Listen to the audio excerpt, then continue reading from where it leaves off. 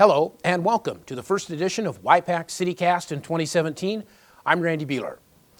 The past few weeks have brought bitterly cold weather and plenty of snow to the Yakima area. Freezing temperatures and significant snowfalls mean roads and sidewalks can often be challenging to navigate, but you can help. Removing cars from designated snow routes when the city issues a snow route alert will allow crews to plow those roads as efficiently, effectively, and safely as possible. Making sure that sidewalks adjacent to your home or business are free of snow and ice will not only make it safer for people using the sidewalks, but is required by city ordinance. Also, when you are clearing snow and ice from sidewalks or driveways, make sure you do not throw or stack it on roads. Throwing or stacking snow or ice in roadways creates traffic hazards in the form of speed bumps. Instead, move snow and ice from driveways and sidewalks to an area where it won't affect the safe travel of cars or people. After a significant snowfall, like several we've already experienced this winter in Yakima, it can take several days for crews to make it to all areas of the city to plow snow. Priority is given to highly traveled roads, those near schools or medical care facilities, and hills. Residential roads are a lower priority, so be as patient as possible. Crews will eventually make it to your neighborhood to get your street plowed. The city of Yakima is encouraging area high school students to apply for a $1,000 scholarship being offered by the Association of Washington Cities. The AWC 2017 Center for Quality Community Scholarship will be awarded to 6 high school seniors this spring. In our area, the AWC Center for Quality Community Scholarship is open to students from the Yakima and West Valley school districts who will graduate from high school, complete homeschool, or receive a GED in the spring or summer of 2017, are currently or have been involved in significant school, community leadership activities, and or city government, plan to continue their education in the 2017-2018 academic year at an accredited college, community college, or trade school on a half-time or more basis, and are residents of Washington State. A committee, including Yakima Mayor Kathy Coffey, will select one local applicant whose application will be forwarded to the AWC in Olympia. An AWC committee will make the final selection of the 6 scholarship recipients. The deadline for turning scholarship applications in is February 17th. More information about the AWC 2017 Center for Quality Community Scholarship, including an application form, can be found on the front page of the City of Yakima website at yakimawa.gov. Well, Yakima has a new economic development strategic plan, and community members are making good use of an online tool designed to make providing feedback to the city quick and easy. With those stories, here's CityCast's Ken Crockett. Thank you, Randy. A new economic development plan says Yakima needs to become more competitive. Developed by Tadso Consulting, the plan proposes a dozen ways for improving the local economy over the next 3 years. Among the recommendations are development of the former Boise Cascade mill site, creation of a public authority district, expanding airline service, convention center expansion, and improving community pride. Other findings include establishing a Latino cultural center, improving workforce education, and providing incentives for business relocation or expansion. It's hoped that outside groups will partner with the city to help implement the goals of the Economic Development Plan.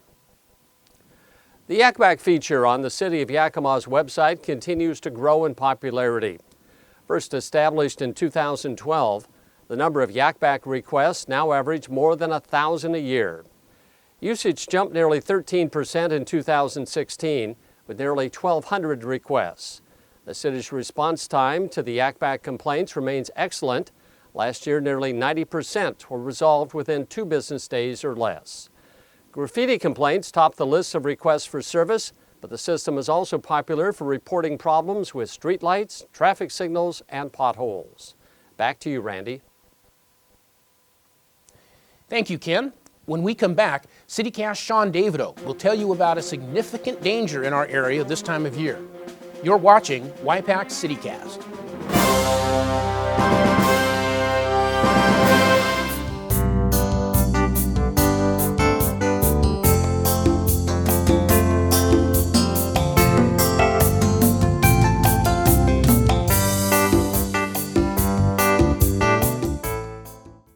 My name is Jack Kurtzinger, and I coach grade kid football, and I teach self-defense. My name's Ryan Pepper, and I coach youth basketball. I'm Jim Moore, and I'm a certified EMT. I'm Elaine Gonzalez, and I'm a police chaplain. What do we have in common? We're all a part of your Yakima Police Department. Be part of the solution. The Yakima Fire Department wants to remind you as temperatures drop to keep space heaters at least 3 feet away from other objects. In a matter of minutes, space heaters can turn your home into a house fire. Stay warm and safe this winter and be part of the solution. Winter weather brings plenty of safety challenges. One of the greatest dangers during this time of year may at first seem harmless, but it's not. To tell you more, here's CityCast's Sean Davidow. Thanks, Randy. As winter continues and weather temperatures fluctuate from somewhere between frigid and freezing, the city of Yakima wants to remind people to be careful around what seem to be frozen over lakes, ponds, rivers, and streams.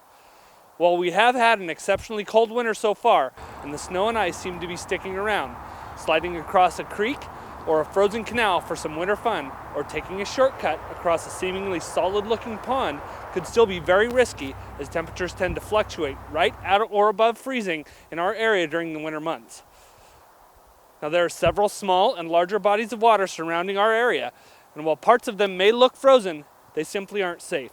Now, if someone does fall in the water or somehow ends up in icy water and can't get out, the first thing to do is call 911. Just like any other emergency, time matters, so getting help on the way is critical, especially in these situations. We're here with Lieutenant Joe Burbank of the City of Yakima's Technical Rescue Team. Now, how do people get into icy water situations? Well, you know, they go out on the ice, and typically when they first get on the ice, it feels nice and secure and safe to them, and it might be where they're at right then, but there's a lot of factors that make the ice weaker in different areas, such as, you know, along the bank it might be 4 inches thick, but there might be a spring out towards the middle of the lake, and the warmer water temperature is going to have a lot thinner ice, so they think they're nice and safe, they're out away from the shore, and then all of a sudden they fall through. And ice may look safe in our region. It tends to be right around the freezing level, so maybe, is it even safe to go out on the ice around here?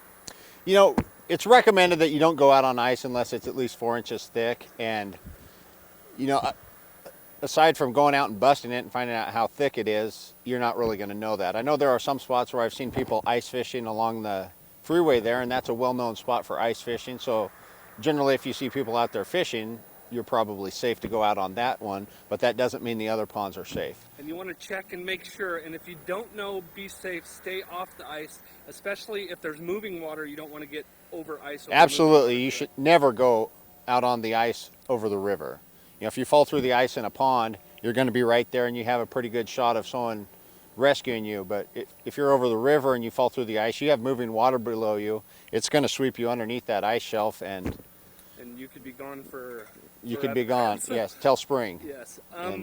Now, if you're with somebody and they do fall in the ice, dial 911, but what do you do after you call 911?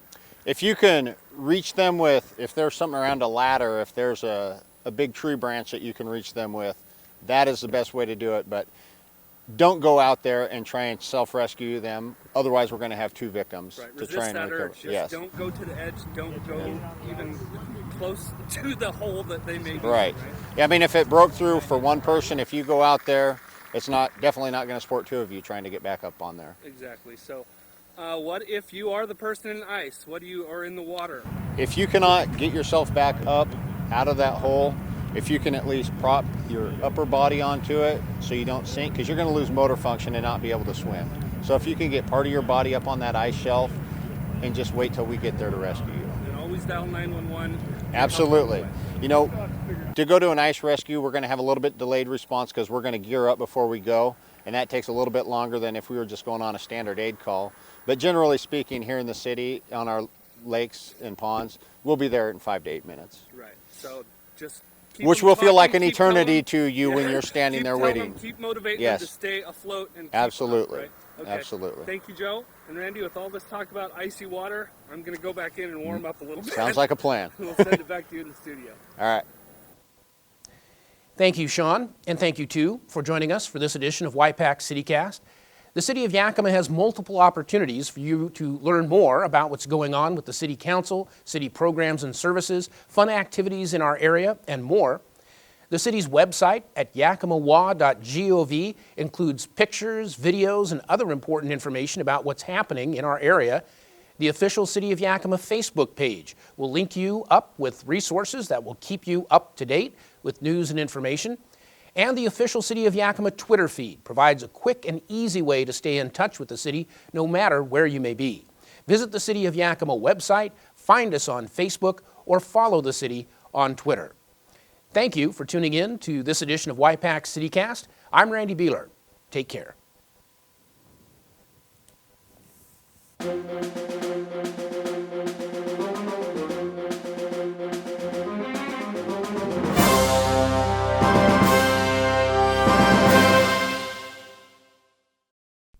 For more information on Y-PAC CityCast, call 575-6092.